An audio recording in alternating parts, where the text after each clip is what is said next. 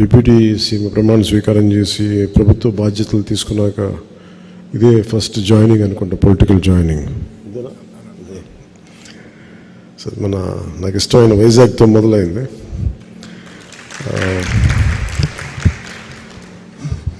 ఎప్పుడు ఈ government meetings అలవాటు మళ్ళీ కొంచెం కొత్తగా ఉంది మళ్ళీ పొలిటికల్ మీటింగ్స్ చేయడం.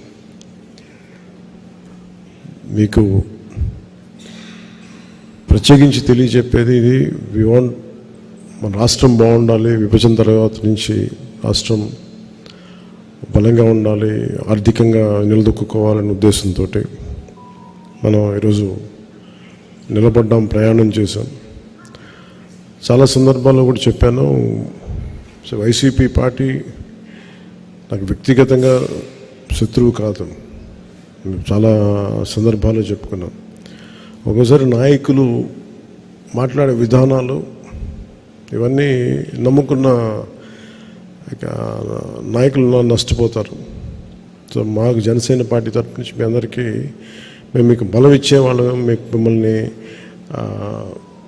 రాజకీయ పరంగా అన్ని రకాలుగా మీరు ఎదగాలని కోరుకునేవాడిని, దాని తగ్గట్టు వాతావరణం ఉంటుంది. సో మనస్ఫూర్తిగా మీ అందరికీ ఇంకొకమారు ధన్యవాదాలు తెలుపుకుంటూ, అలాంటి పార్టీని వీడకుండా పనిచేసిన జనసేన నాయకులు, కార్యకర్తలు, వీర మహిళలు అందరూ ఉన్నారు. మీరందరూ కూడా వారితో మమేకమై అందరం కలిసి పనిచేద్దాం. భవిష్యత్తులో కూటమి ప్రభుత్వం వైజాగ్ కార్పొరేటర్ ఎన్నికల్లో మనం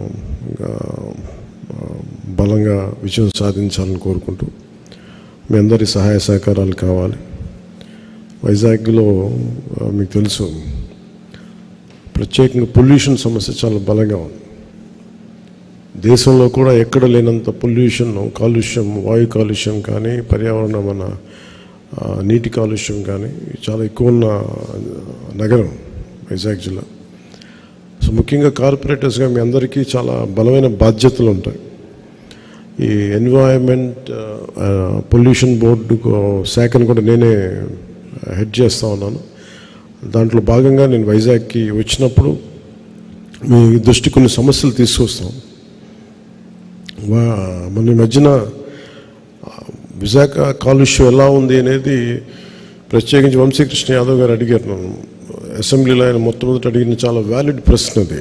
సో దానికి చాలా వివరంగా చెప్పాను. ఇంకా దాని నుంచి తీసుకొని సూచనలు తీసుకొని వైజాగ్లో ఈ మన ఎన్నికలు అయిపోయిన వెంటనే ఒకసారి ఈ ఎన్వైర్న్మెంటల్ ఆడిట్ చేయాలి. కాలుష్యం ఏ స్థాయిలో కాలుష్యం ఉంది, భవిష్యత్తులో తీసుకోవాల్సిన చర్యలు ఏంటి, వీటన్నిటి మీద ముందుంటాం. అలాగే ఇది నగరానికి సంబంధించి ఎప్పటికప్పుడు కొత్త నిర్మాణాలు కానీ, ఇన్ఫ్రాస్ట్రక్చర్ డెవలప్మెంట్ కానీ, ముఖ్యంగా ఈ రియల్ ఎస్టేట్ ఇష్యూస్ చాలా ఉన్నాయి. సో వాటన్నిటి మీద మనందరం కలిసికట్టుగా పోరాటం చేసి ప్రజలకు న్యాయం చేద్దామని తెలియజేసుకుంటూ